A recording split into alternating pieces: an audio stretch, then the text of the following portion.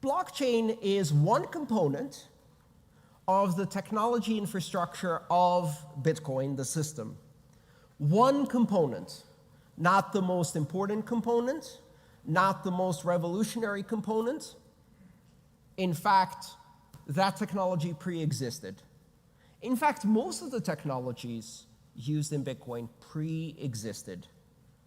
Hashes, hash trees, cryptography, public key cryptography, digital signatures, proof of work. All of these things existed before Bitcoin.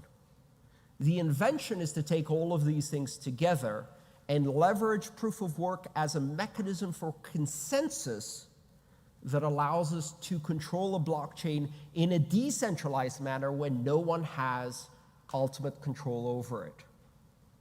Can you build a consensus algorithm different than proof of work? Yes. Can you build a blockchain that is not decentralized and doesn't use proof of work? Yes. Blockchain is not the most interesting technology in Bitcoin, and this is often misunderstood. Blockchain is like the transmission in your car.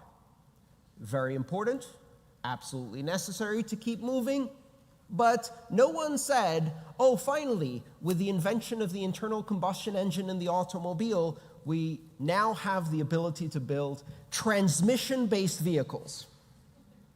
Nobody said, I like cars, but I'm more interested in the technology behind cars, transmissions. In the blockchain space, a lot of people make the statement, well, Bitcoin's interesting, but means I haven't understood it yet. Bitcoin's interesting, but I'm more interested in the technology behind Bitcoin, blockchains. These newfangled automobiles are interesting, but I'm more interested in the revolutionary technology behind automobiles, pneumatic inflatable tires. If we could combine pneumatic inflatable tires with the steady traditional propulsion mechanism of horses, we could really do something interesting.